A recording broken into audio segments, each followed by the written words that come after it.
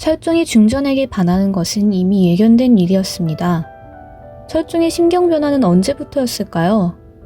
강화도령에서 왕이 된 그는 허수아비에 불과했는데요. 순원왕후는 애초에 강화도에서 평범하게 지내던 철종을 왕으로 추대해 안송 김문 집안 세력을 확장해 나갈 계획이었습니다. 철종은 온통 자신을 감시하는 무리들에 둘러싸여 기꺼이 바보인 척, 무능한 척 연기를 합니다.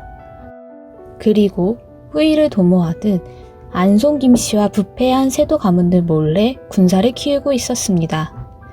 그때 자신을 연모해야 한다는 여인이 등장합니다. 자신의 목숨줄을 쥐고 있는 안송 김씨 가문의 여인이기에 곁을 내주지 않았던 철종. 철종은 김소용이 안송 김문 가문인 것도 껄끄러웠지만 강화 시절부터 마음속에 품어둔 여인이 있었기에 그는 마음을 주지 않습니다. 철종은 궁에 들어온 이후 더 피폐해져 갔습니다. 매일 꾸는 악몽 속에서 자신의 무능력함을 보는 듯 했습니다. 그 사이 안송 김씨의 위세는 더욱 강해져 갔고 철종을 대놓고 무시하는 대신들보다 그들의 부정부패로 백성들이 피고름을 토해내며 절규하는 모습이 더욱 견디기 힘들었습니다.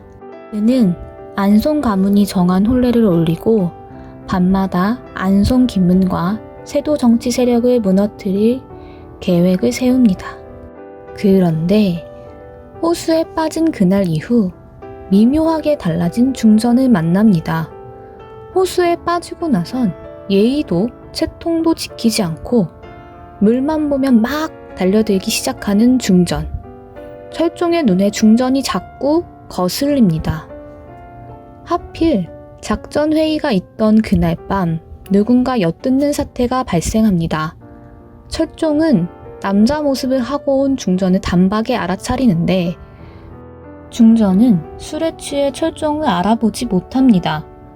칼을 들이대자 살려달라고 할 줄 알았더니 오히려 자신을 죽이며 후회할 거라 협박하는데 갑자기 김병인이 나타났고 결국 싹을 없애지 못합니다. 철종은 수상한 중전을 떠보기 위해 밤에 찾아갑니다. 하지만 이동도 하지 않는 중전. 그리고 움찔하는 중전을 보게 됩니다.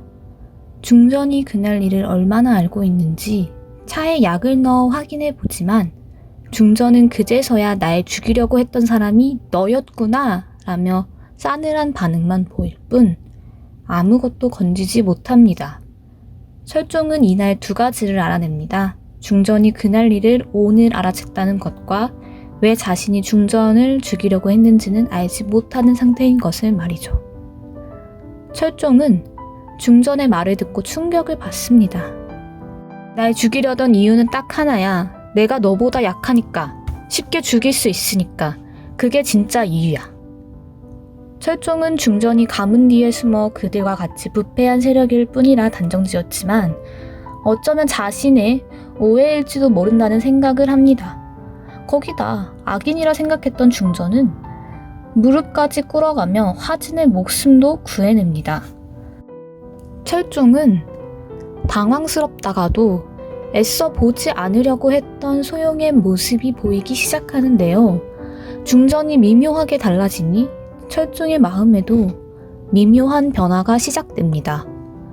철종은 지난 날을 사과하며 중전에게 가까이 다가가려 하지만 자꾸만 밀어내자 애끓음과 갈증을 느낍니다. 평민으로서의 삶을 살다가 궁으로 돌아왔기에 철종은 늘 외롭고 한편으론 무서웠습니다. 예의와 법도를 중요시한다면서 앞에선 예를 차리지만 뒤에서는 시종일관 사람 뒤통수를 치는 대신들이 싫다 못해 역겹기까지 했습니다. 반가우면 욕부터 나가고 고마우면 시비를 건다는 중전이 어쩌면 궁 안에서 몇 없는 솔직한 사람이 아닐까 하는 생각마저 듭니다. 철종은 행동은 거칠고 어떤 때는 부처같고 또 어떤 때는 마귀처럼 화를 내는 인간적인 중전의 모습에 자꾸만 끌립니다. 철종이 위험할 때마다 나타나는 중전. 장부를 찾아 헤매던 그날 밤 참아왔던 마음이 주체할 수 없을 만큼 터져버립니다.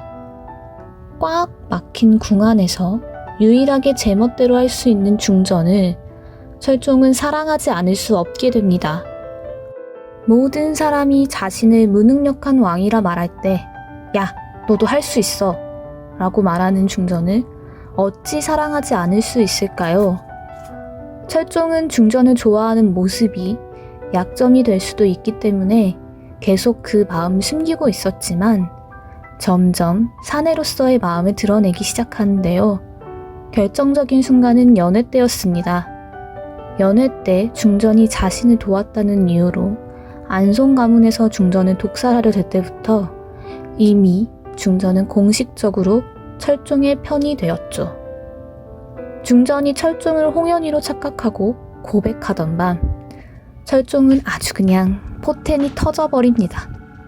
미친 듯이 직진하기 시작하죠. 어젯밤 분명히 뜨거운 마음을 나눴는데 다음날 도망다니는 중전이 철종의 눈엔 귀엽기만 합니다. 모든 것을 터놓는 순간 노타치 대신 동맹을 맺고 본격적으로 세도 정치 세력과 싸움을 준비합니다. 철종은 중전의 영민함보단 대담함에 놀랍니다. 웅크리고 자신의 보호를 받을 줄 알았던 중전은 알고 보니 자기보다 더 강인한 사람이었던 것이죠.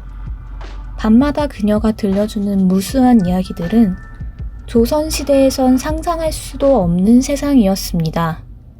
미래에서 왔다는 그녀의 말을 허무맹랑하게 듣지만 그 이야기 속에 있는 중전의 말은 세상을 변화시킬 수 있다는 큰 울림을 줍니다. 철종은 중전과 동맹을 맺으면서 자신이 무능한 왕이라는 생각에서 벗어나 지금 자신이 할 수 있는 일들을 하나씩 해나갑니다.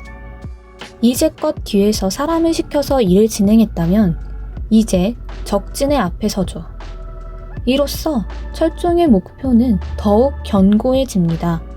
세도 정치와 부정부패를 막아서는 것뿐만 아니라 조선을 더욱 번영하게 만들 방법을 고민하죠.